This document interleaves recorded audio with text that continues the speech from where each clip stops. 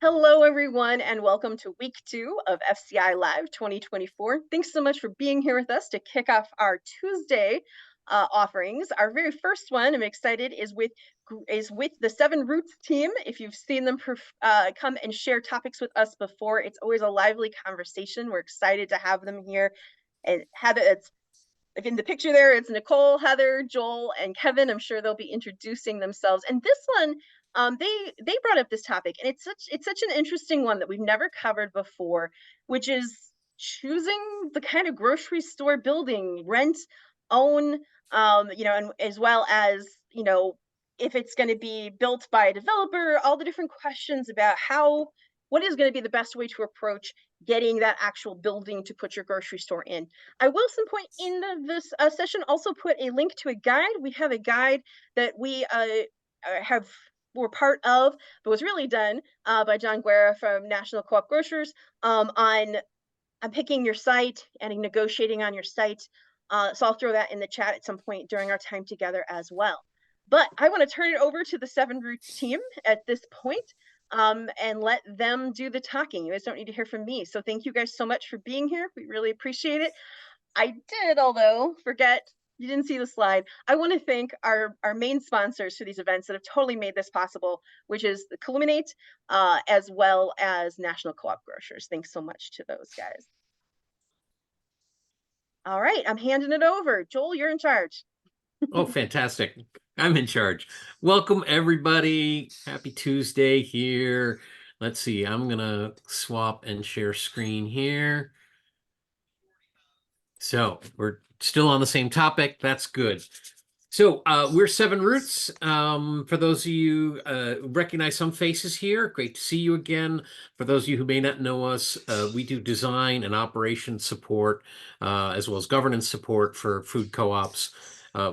Our team, all of us are here because we believe in healthy food access, community ownership, the co-op model. We're a proud worker co-op. I'll quick do introductions, and then everyone in our group is going to talk plenty today. So Nicole does store planning and design, interior design, programming, equipment specs, that sort of stuff. Kevin is our calling in from work today. Is our prepared foods and operations guy. Kevin works at Hunger Mountain Food Co-op in Montpelier, Vermont. Me, Joel, I do governance and leadership work. And then we've got Heather, who does marketing and branding work, as well as lots of other stuff. So just a few things. We are definitely going to do a Q&A at the end. But if you have questions while we go, please put them in the chat. It might make more sense to handle that in the moment. And then just a disclaimer, we're not lawyers, accountants, or real estate professionals. So we're definitely giving you our opinion on some things today. And this is not that kind of legal professional advice. So you're definitely going to want to also have some of those folks in your corner as you do this. Yeah, we're keeping it high level. So nothing's written in stone. Oh, look, there we are. There we are again. Yay. All right, so by the end of this session, we want to have some certain outcomes. We want to understand the pros and cons and other factors involved with deciding between buying and leasing your building.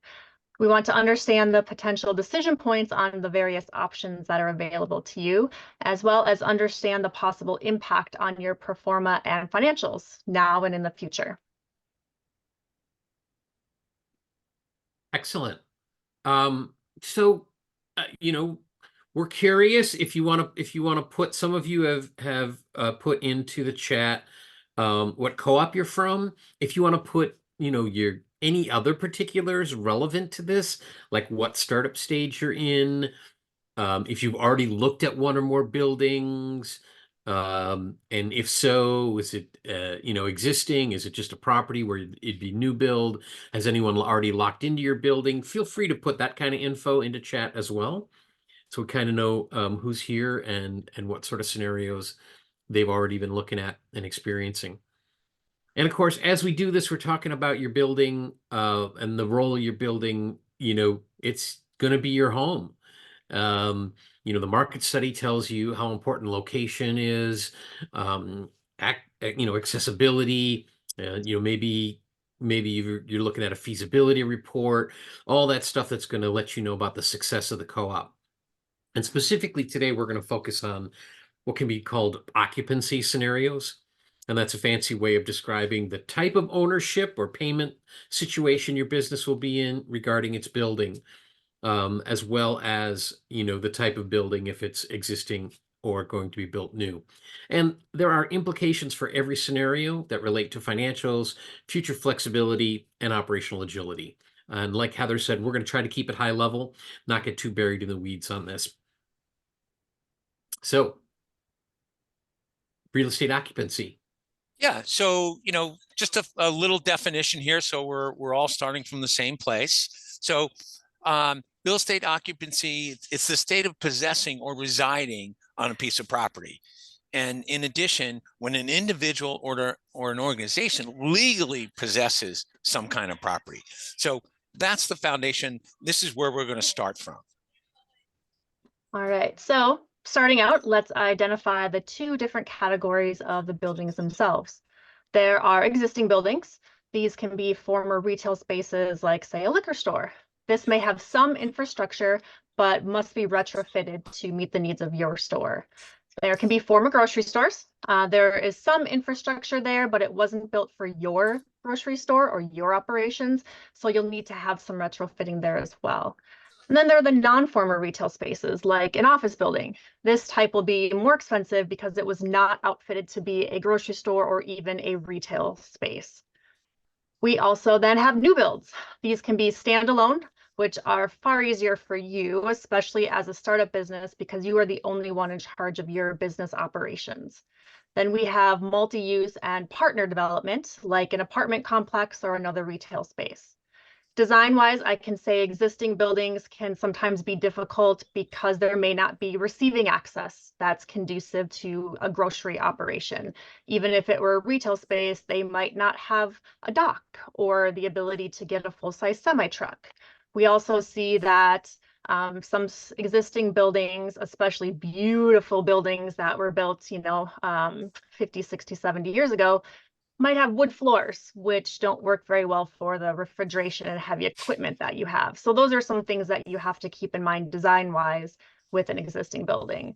A new build is a lot easier in terms of design and site planning. We can put the receiving wherever we want. We can make sure that we have access.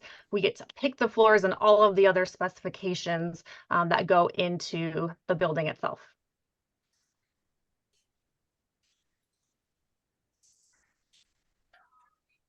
All righty. And then we've got the options in terms of renting or leasing or owning. So renting or leasing, it can be the whole building or property, or it can be a section of a larger development. There are some groups that have places that are in a, for lack of a better word, like a strip mall, larger development. There's also rare, you can have sort of a rent to own situation. That doesn't come up very often, but that is a possibility that's out there. And in terms of owning, again, there's variations here as well. Sometimes, most of the time the co-op would own it, and that would be it. They would have full use of the property. Sometimes you might own a property and lease space to others. And then there's the kind of bonus situation where folks are gifted a property. Could be, any of the above scenarios. Comes without initial acquisition costs. There may be other trade-offs there. So when we've got our examples here on the screen with Assabet and River Valley Co-op, some of our great Northeast co-ops there.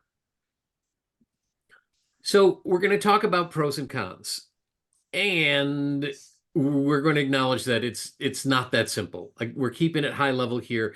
Every situation is unique, and you're going to want some outside help weighing your specific pros and cons here.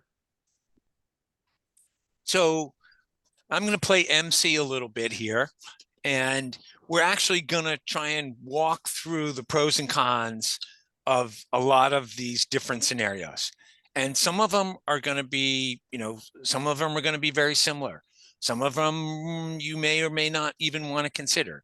But we figured this is a great opportunity, high level, to go through these different scenarios. And it's basically a checklist for you to, decide which avenue you want to choose here. So the first one that we come up with is rent or lease an existing building. And we're going to have Heather talk about that. All right, thanks, Kevin. Yeah, so pros of leasing an existing building are that you're looking at a fixed monthly cost. Anytime you are leasing, you kind of know exactly what that's going to look like, and you know what your monthly costs are going to be. You have less of sort of the surprises that might come along with owning. You can leave when your lease term is up. It's up to you as to whether or not it's working. Obviously, you got to work with your landlord if you want to renegotiate, but there's the option to be flexible there on location. You may have access to more cash as a startup because you haven't had to shell out for a down payment.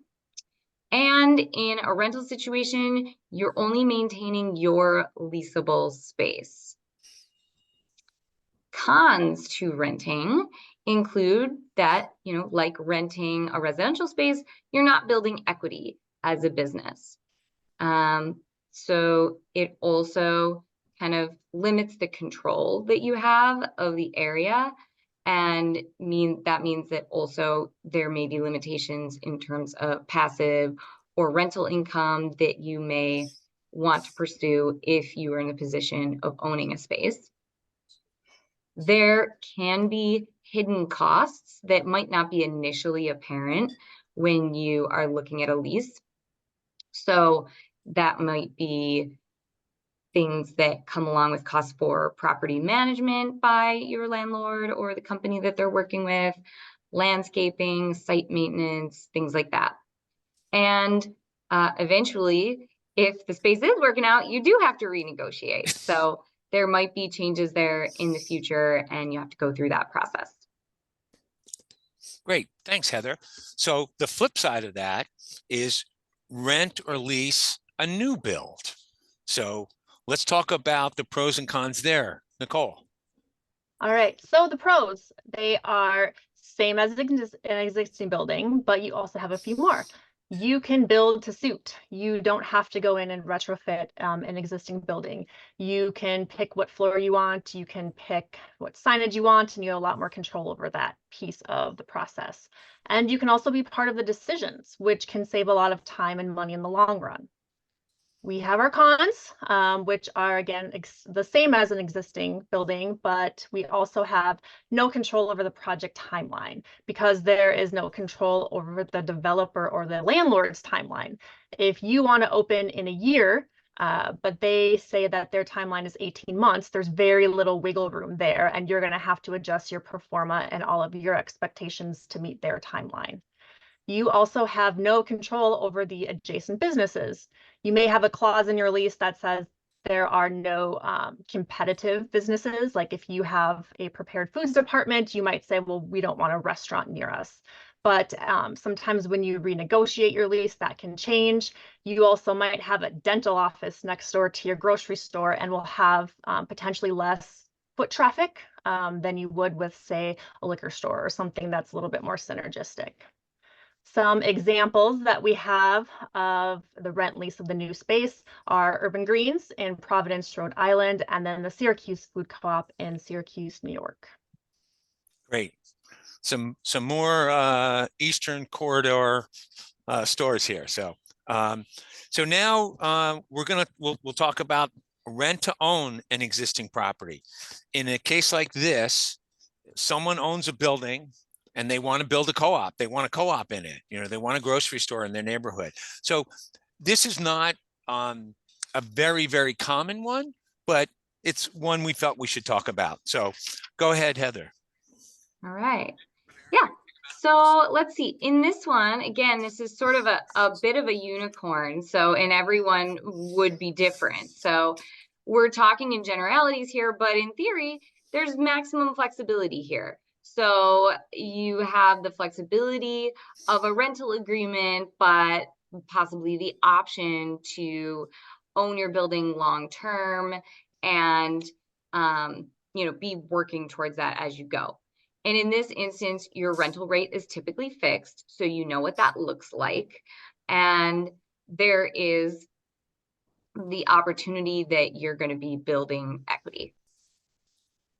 In terms of cons, you've got that the rent can be higher than if you're just leasing, if this is worked in from the beginning.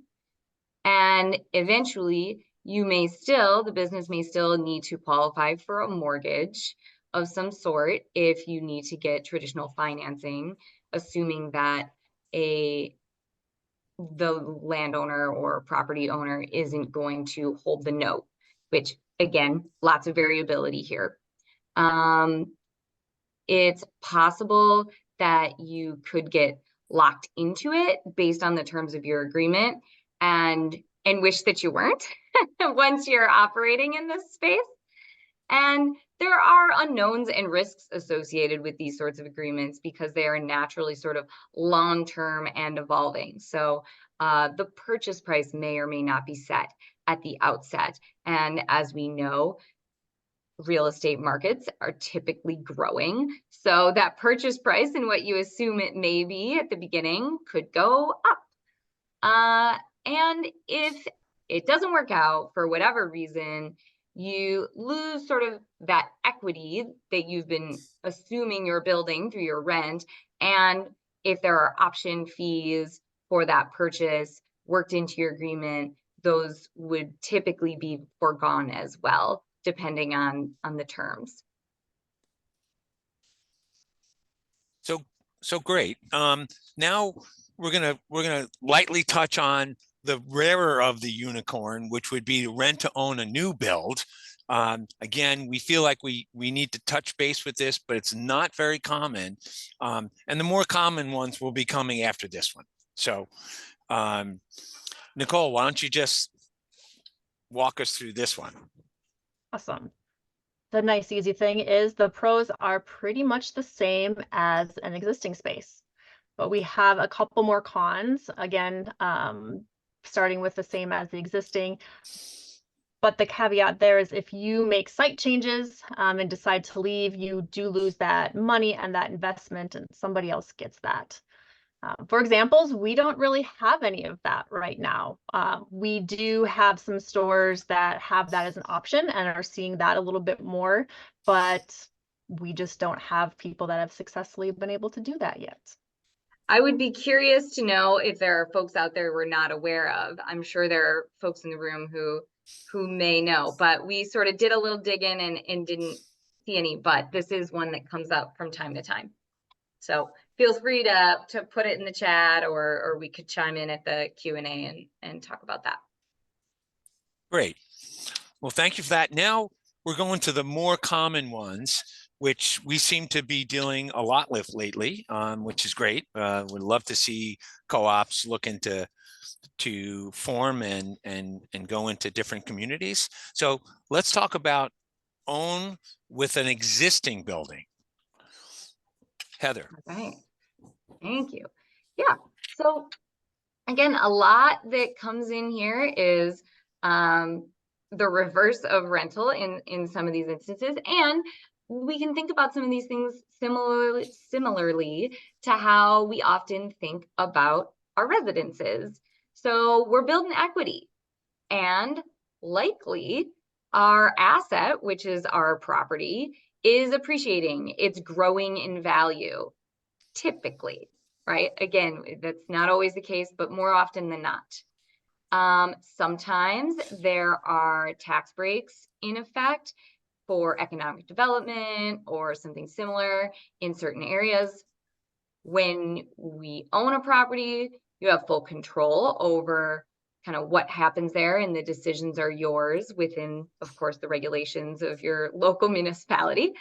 And you have the potential to have rental or passive income. And you can be able to finance this still. So it's not as though ownership means you got to walk in with a pile of cash. You can still do it with limited upfront financial investment. Cons are, again, you don't need all the cash, but you probably do need a significant down payment when you're purchasing a property, more so than you would for a rental.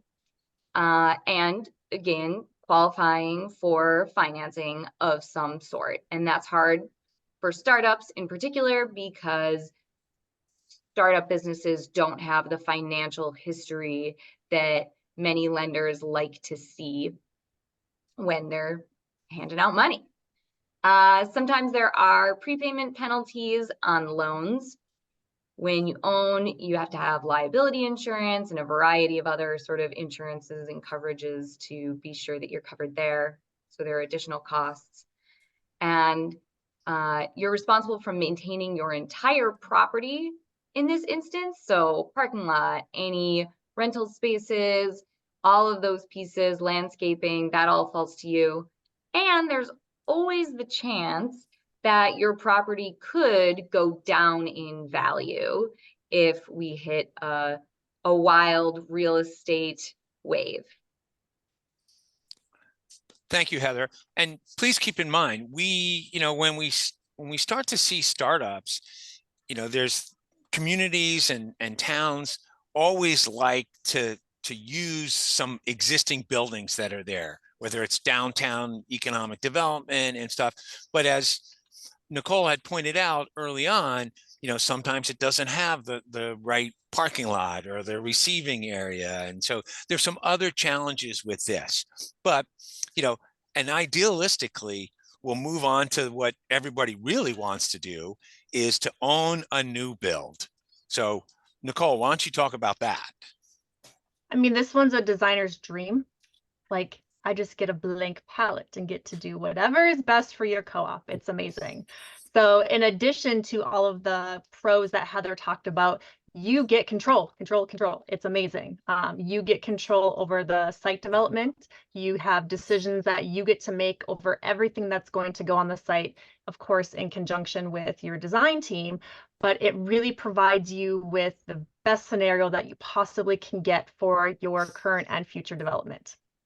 And, Heather talked about some of the cons of an existing building, but here, a little bit more difficult is you do have to hire all of the people to develop your site. So you are finding an architect, you are finding a project manager, engineers, plumbers, all of that becomes now your responsibility rather than a landlord or a developer. You are also responsible for all of the development costs, whether they are known upfront or hidden. We once had a project where we dug into the ground and it was a brownfield. So the remediation cost was on the co-op, and it really put the timeline super behind by, over a year. So that can be something that you need to think about. You typically have a larger project timeline because it's not an existing building. You have to get different kinds of permits. You have to start from the ground up. So there's a foundation that you have to build.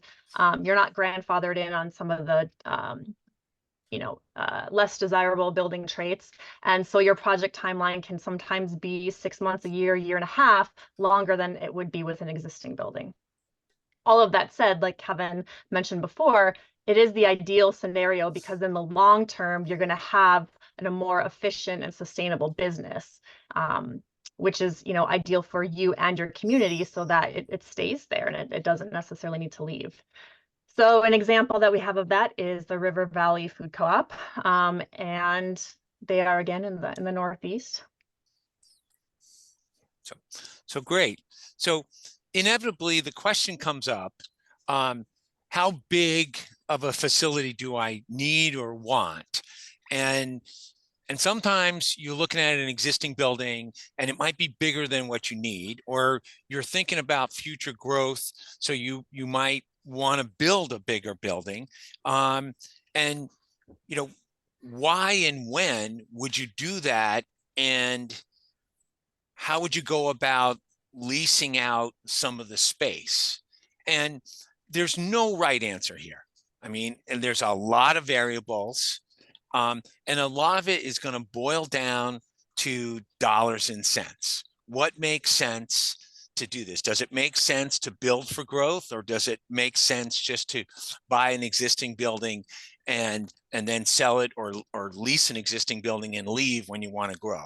So there's a lot of questions here, but as we talk about this, let's throw it over to Joel, and Joel's going to pretty much wrap it up for us here. No, I think it's me. So Oh. I'm going to talk about Oh, okay.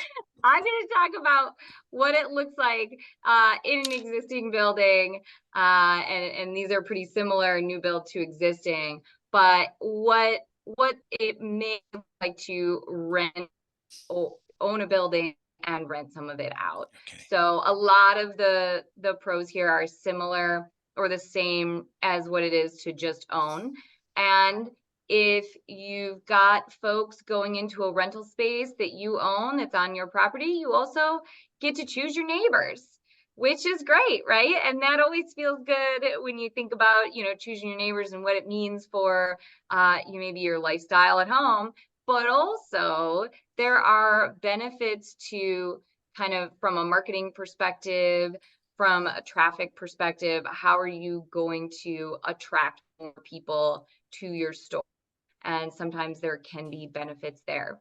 Additionally, sometimes it's a partnership type situation where maybe an existing business that's looking to find a new location or something like that, and they can bring their audience in towards the co-op. So potential benefit there for everybody. There's also the opportunity here, if you have a rental space, that you have additional income that's not dependent on your store's sales or traffic. This will not make up a huge portion of your income, but there are instances where it can help. It can help to know that you've got a little money coming in, that it doesn't matter what the weather is. It doesn't matter, what sorts of, whether your marketing is working. And in the beginning, it's a challenge. You've got this consistent piece that's coming in.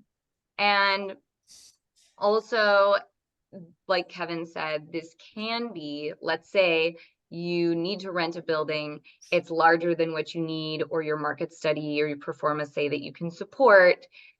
It's possible that in the future, you would be able to grow into that space if your sales grow to make that necessary. So those are some of the benefits there. In terms of cons, again, a lot of the same ones as ownership generally, but now you're a landlord, and that is that is not a small consideration. So, talking about the opportunities here, that's great, but there are some major considerations about whether the co-op is really equipped to handle that additional responsibility while you're, as a startup, getting your feet under you as an operational grocery store. So that's a big thing to consider, and what it could potentially lead to is additional costs associated with maybe property management. If you need to contract with somebody who is a professional at doing this, because general managers are not also property managers. It doesn't come with the job description. And so it can sort of eat into some of that income if that's the case. You may need some legal advice, that type of thing. You also have a higher level of responsibility for providing and maintaining the space that potential renters are going to occupy. So building it out in the first place, and then giving them some of those services, right? Whether it's snow removal or making sure that they're not blowing fuses or whatever it is, those things now become the co-op's responsibility. So in addition to those utility costs. So lots of opportunities here to potentially lose money. So you got to make sure this equation makes sense if it's something you're considering. And then we move on to the new build, same scenario. And, in a lot of cases, this is a little uncommon because most people don't have the money to overbuild. They're just trying to, get the money to build what they need based on their pro forma. But we thought at least we should touch base on this in case that opportunity did arise. So, Nicole. All right, so the pros are the same as an existing building, but also you have that control piece, which is always really nice. And the cons list is very similar to owning. You still have to hire all the people to develop your site, and I'm responsible for all of the development costs, as long as that longer project timeline. But it adds more expenses and more layers of complexity, which as a new landlord can make things really difficult if you find the project holds more costs than you had anticipated. You may potentially hold up another business's timeline. If you are 6 months to a year late, you might find your tenants leaving because they need to open their businesses, and your timeline holdup might prompt them to find another home. You are now in charge of lease negotiations as a landlord. I don't know about you all, but that is not necessarily a fun job, and you'll have to find someone that's able to do that, which can be difficult at times.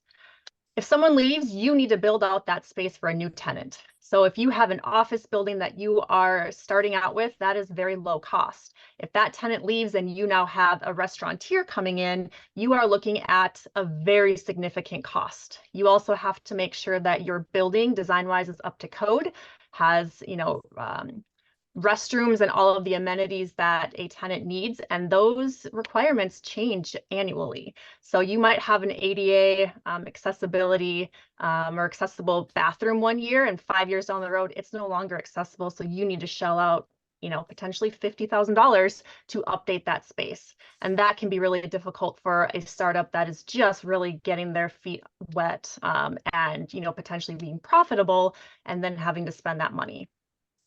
So like everyone has mentioned before, this isn't a super common thing, in part because of all of the cons that we've listed here. And we don't have any examples of stores that have opened, but we are seeing a spike in co-ops having the option, which, does give the flexibility to really look at all of the different occupancy models that you can have and make the best informed decision that is possible for your business. Mm-hmm. Now, just a note here, East Aurora Co-op, they do not own their building, but they lease it, and they have a small portion of it that they rent out to a local credit union. So this can occasionally be an option within a lease situation as well. Again, more complexity there. Definitely something you want to weigh out, but that can be an option, and it's one example that we did have. Yeah, Outpost Natural Foods in Milwaukee did also for a while have a building that they owned that they rented out as space to credit union as well. So, but they don't do that anymore. So, moving on, when should you buy? When does it look best to buy? When you have the capital, when you plan to stay on the property for at least the term of the loan, and when there are no viable rental properties. And we'll get into this more in a little bit, but why should you lease? Well, when you want flexibility to move, you don't want to tie up significant capital, especially with a down payment, and don't want to or can't actually maintain a property. So looking at the financials, kind of the big picture of owning versus renting, these decisions are going to have a significant impact on your pro forma in multiple ways. And your pro forma provider will need to be a key part of your conversations as you decide what method of obtaining a site for the store it can work for you or work best for you. But looking here again, big picture, we've kind of covered all this, but just to see it again side by side, owning, you're going to have a large payment up front. The monthly payments become equity, more financial control long term, more potential restrictions from lenders. Renting, you're going to have less money up front. Landlord developer may cover certain expenses or development costs. No equity.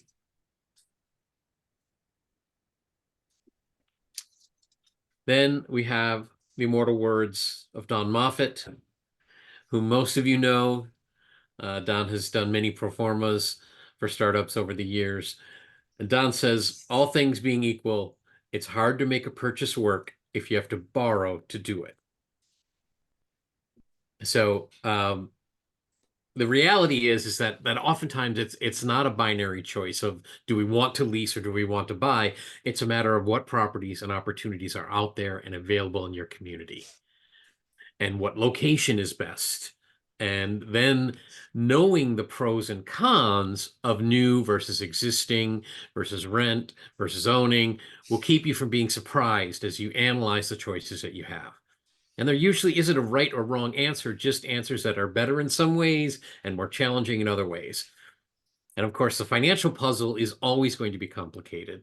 And it's going to depend on the real estate market and rental rates in your community, interest rates at a given time, plus all of the specific financials in your pro forma. So, yeah, Heather. Oh, yeah, I just wanted to jump in and say, hey, thank you to John Guerra. He just sent me a note that we should say, in terms of leasing within or renting something out within a lease, right? We talked about how East Aurora has that arrangement, that is not something that you could just do, right? It would need to be worked into your lease. So that was a really good catch, John. Yeah. Thank you for bringing that up. So that would always need to be the case within that sort of the situation. Good point. So now we can open the floor up here. You can put stuff into chat. If you've got any additional questions at this time. People may need to digest all of that information. I'm still digesting it. Are you guys okay with me stopping the share so we can see faces? Sure. Yes. Oh, Yeah, yeah, I was just going to definitely. do that. Cool. Oh, yeah, someone showing up in the chat. Because you guys know I will fill this up with a bunch of questions, but Why we love you. Thank you.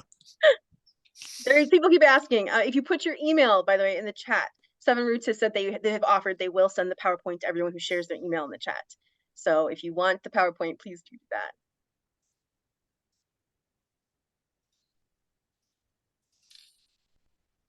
All right. So I want to circle back. Can I ask I'm sorry, ahead. I was trying to Okay. get the cat out of the way. Hi, I'm Jen Abbey. I'm with Shared Harvest in Elgin, Illinois, and I'm recently joined this movement here in our community, but it's been going on for some time. There was a building that the co-op had been looking at leasing, but upon further investigation, there were some structural issues, so then we had to walk away from that. So my question is, beyond the obvious like finances and parking and a loading dock, what are some red flags or watch outs for co-ops who are looking at existing buildings? Just in your experience or in the experience of those on the call, were there things that you encountered that either you loved about a site or made you want to run away screaming? I ask because our team is actually going to look at an existing building here in our community later this week, and it'll be my first time doing such a real estate walkthrough from this sort of commercial perspective. Well, let's see, I can kind of tackle that one there. In addition to receiving a parking and site accessibility, you also need to have a good location accessibility. And so location is like your physical address where your site is the property on the location and at that address. And if it's hard for people to get there, or it's more of what we call like a destination store, it's not visible from main streets, it can be really hard to meet those sales projections because you're already not on their everyday grocery, routine, and you're going to have to figure out how to be on that, which can be difficult. So I would say it's not a deal breaker, but it's definitely a red flag. And that's one of the major ones that we see. Heather, do you have anything that you want to add? I know that we see this a lot with feasibility. Yeah, right. I think, I don't know specifically if I would call out anything. Yeah, it's, there are a lot of things in existing buildings that can be challenging, right? Whether it's from a structural perspective or Historically. yeah, exactly. Sometimes buildings that seem like, oh, this is a great building aren't a good fit for groceries. So I think that's part of the mindset, is thinking about what makes a retail building work and makes it accessible, and the functionality of the space. So like Nicole said, there's some big ones, right? Parking, receiving, trash. And then there are a lot of little nuances that are going to be a building by building and community by community, depending on, how traffic flow works and different things like that, how that goes. Yeah, and like when I look at design, some of the things are, what's load bearing? Can I remove columns? Do I need to add structural elements? Is it insulated? A lot of old buildings, especially brick, don't have any insulation, but you need to have an insulated building. Wood floors are amazing, but they don't hold refrigeration, and you have to have trench drains, right? And how do you do that in a building, especially in the Midwest?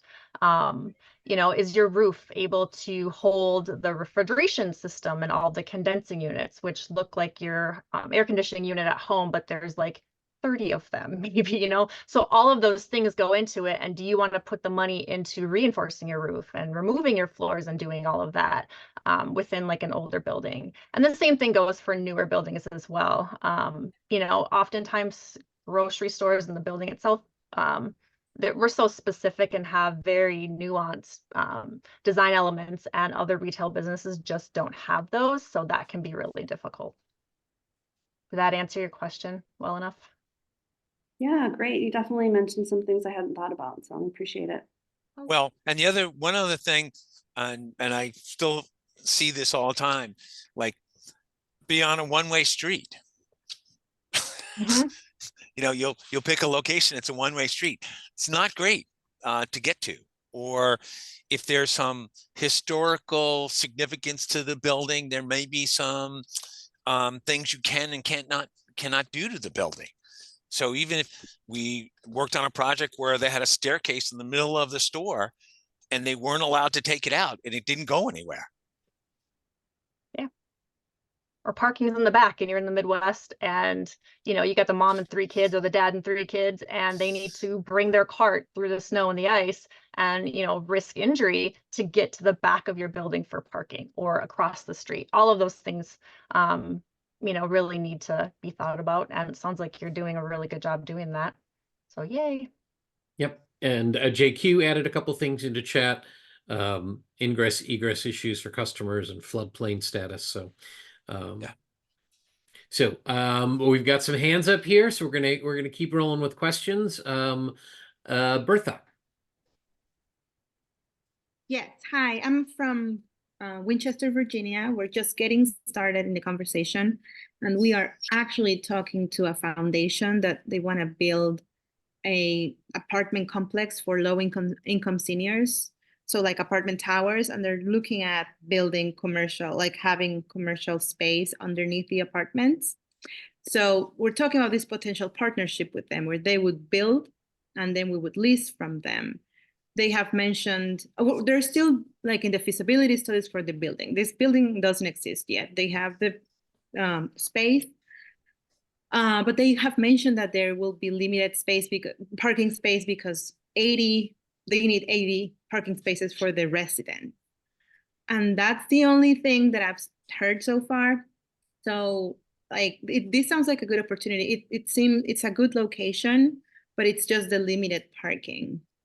So are there any questions that I should ask or things that I should take notes on as we move forward in the conversation with this foundation? And maybe it's not a good fit. I just want to know which questions are important to ask. Sure. I'll take this one again. In terms of parking, you really should have 5 to 6 dedicated parking spaces per 1,000 square feet of retail space, right? There are little, variances there depending on, locations and urban versus suburban and all that stuff. But in order to meet your sales and enable people to get to your store and get the shopping done that they need to, you have to have parking. And parking is really hard, and we're finding that, you know, there aren't a lot of spaces. It's like, you know, 2 or 3 spaces, and they're not dedicated, meaning those residents can't use those spaces unless you were to give them permission, which can be difficult. You know, your busy hours are when people are coming home, right? In a senior living center, it's a little bit different, but, you know, maybe people visiting hours or, you know, other things like that. And so that can be difficult. I would definitely ask how many the co-op is going to get and try to get in your lease that you're going to have between that 5 and 6. And, you know, and like I said, there are variances there, but make sure that they are dedicated to the co-op. Thank you. Absolutely. Yeah, I want to circle back to, you know, so JQ, again, thank you for weighing in with some thoughts on how parking can really really affect the success of a co-op. Also, John Guerra weighed in on the previous question in chat. So I encourage you all to also keep up on the chat here.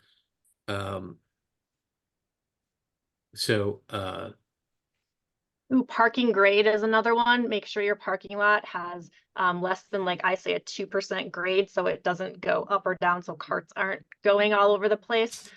Sometimes we'll see where there's like a 5 or 8% grade, and it's just like when hitting cars. That would be another one.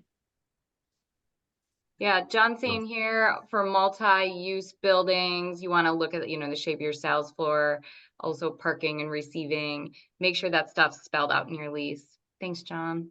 And trash is huge. You don't want shared trash. As a grocery store, you have a significant amount of cardboard and trash and all that stuff, and you are running all day long and the night and all of that. And if you have shared trash, it's often smaller, and it's built for residential units, right? And not commercial units. And you want it as close to your building as possible, because your staff is going to be running from the building to the trash and back and forth at, like, you know, 50 times a day sometimes. And ample space for recycling or compost if you choose to do like a compost program, and a spot for cardboard bales, because, you know, they're huge and you want, you know, like a 4x4 section for each bale.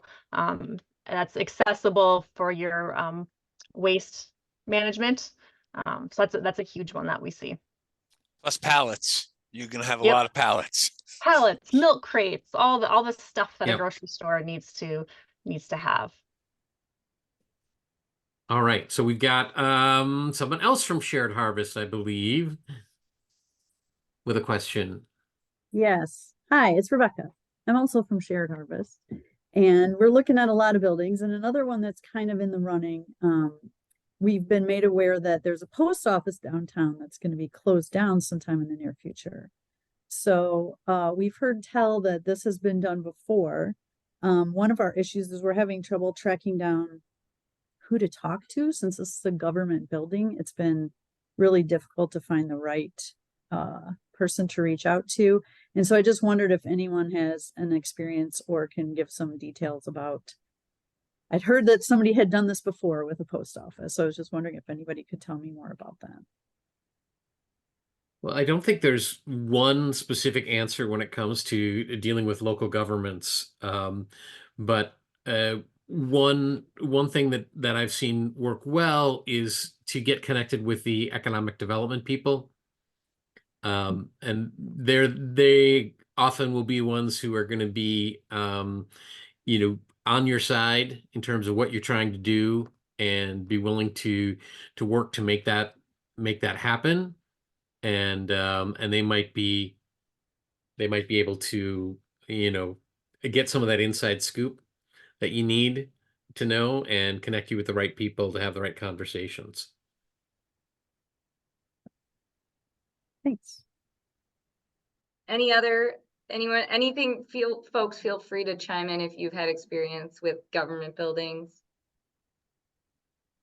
I don't linger there too long, but I think Joel's is spot on. Yeah. I've not seen it for a food co-op. It was done in my city, purchasing it and it took, I was part of the nonprofit that did it. It took 2 to 3 years longer than we expected. Very hard to find the right person. Get the city involved if you're at all serious, because railroads and municipal properties, they, like the federal government properties, they don't move. So. Great. We've got a couple more questions here. I know we're coming up on time pretty quickly, but Edie. I have a question about refrigeration. We are looking at a building that has a lot of potential on a lot, and Mark, Chuck cuts, we have a lot of the things that you mentioned is going for us. But I don't think we could put condensers on the roof because the roof would be like 5 floors away from our building. We'd be on the ground floor retail space of a commercial building that may be used for luxury apartments. We had a grocery store person take a look at this site with us, and he said, no problem. You can put refrigeration in that has the condenser units already in on the bottom. Is that indeed the case? Can you do that? Or is that not desirable? Oh, see, and I was replying to another question in chat. Is parking like underneath the building? So like no, condenser units underneath. He's talking about doing all refrigeration with contained condensing and no. Yeah, in store. Yeah, yeah, in store it underneath. is difficult. So without getting into too much detail, because I'm an equipment geek, it's usually gravity fed. So you usually have your condensing units on the roof, sometimes out back. I have seen them like hang off the side of a building, but I wouldn't recommend that. And essentially like it's a loop gravity system. Now, we have had a lot of stores have them in the basement. It's not ideal and it's not as efficient, but you can do it depending on the refrigeration system that we specify. And a lot of that decision comes from the amount of horsepower and energy requirements for the refrigeration system. If you have, very small amount of horsepower, you're limited to the type of refrigeration system you have. And so that's really like, as you start doing that store planning process, you can take a look at that. And once you have all that information, your equipment specifier will recommend something. And I think she was also saying it was self-contained units. Self-contained units, yes, not yes. Yeah. Which is also like considered your refrigeration system. And it's the same thing, like in a rack system, all of those condensing units are just grouped together and it's more efficient that way. Yeah, the question was specifically that someone gave her the advice that self-contained, the units that don't have remote. Right. Like all self-contained refrigeration inside the store. Oh, throughout the store. Yeah. Those are plug and play like your refrigerator. Sorry, this is what happens. Right. That's what they said. They're plug and play like your refrigerator. And using those as your dominant refrigeration. Nicole, your thoughts on that? Okay, so I live in California and that is kind of where they're going, which my equipment suppliers and I are just baffled by. It's hot and it's loud. So if you have a small store, that's not as big, but if you have a bunch of refrigeration lined up and people are going down an aisle, they're inundated with very unpleasant experience. There are some units, like if you're just doing a little drink cooler or something on an end cap, those can definitely be self-contained, but in most circumstances, like 99%, I recommend not doing self-contained units. And if you're a large store, over 5,000 square feet is, kind of larger in terms of refrigeration. I'm going to say no, but there are always instances where, if you have to, then we really need to work on your store planning and make sure those units are spaced out. Okay, thank you. Great. I'm going to take back over 1 minute, so maybe we should jump to Tom's question. Yep, Tom. Hi, we're in central New York and close to the Syracuse Co-op, actually. And so we're learning from a couple recent experiences. We're still very early on in our conversation about startup. But looking at the Syracuse Co-op, we saw that it grew from basically a household or a house in a college area to now a larger grocery store downtown, and they're maintaining both of those co-ops simultaneously. The one downtown suffers from being in a more of a commercial district as opposed to residential, and it seems to be overbuilt for what they've done. We're also looking at the Mohawk Valley Co-op. Hey, Tom. Yes, sir. We gotta get to the question real quick here because JQ needs to wrap.